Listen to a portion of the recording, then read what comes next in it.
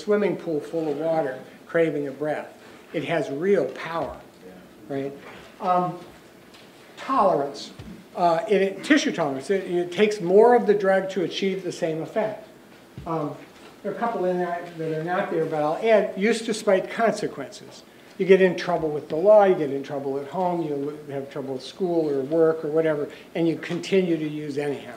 You see people with multiple DUILs, right? Use that replaces other things. If you're on the soccer team and soccer practice gets in the way of using, you stop playing soccer, you stop practicing.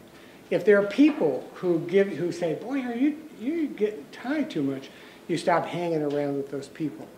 And one of the notorious characteristics of the life of an addict over time is their world gets smaller, right? It just compresses until they're in a room with their drug, right?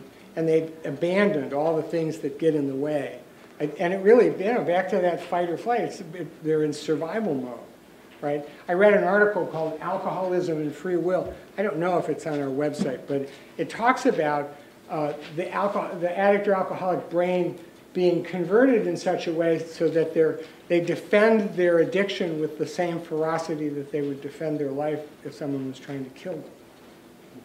Right? Yeah. Blackouts.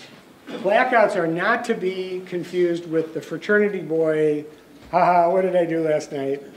That was a great party. People who have blackouts don't find them amusing. People who have real blackouts quietly walk out of their house in the morning and look at the front of their car, right, to make sure there's no blood on it. They knock. I know many people who have knocked on the cell door in jail to ask what they were arrested for, and were grateful that it was only drunk driving, because it could have been. I have a friend who's now retired who was a judge who used to have to occasionally adjourn his courtroom and go back and read the transcripts because he didn't know what case he was listening to. It's a kind of a trick. Actually, I have a recovering alcoholic air traffic controller, too, who used to have blackouts at work. Scary stuff. It's not funny, right? Loss of control. Loss of control is the one-sentence definition of addiction. And that is the inability to predict what will happen to you once you begin to drink or use.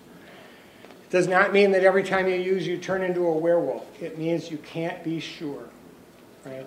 And the story I've been telling for almost 40 years is the guy who gets up in the morning, he's getting ready for work, and his wife says, honey, it's your daughter's 12th birthday, and the family's coming over tonight for dinner. Please don't drink today. Please, don't drink today.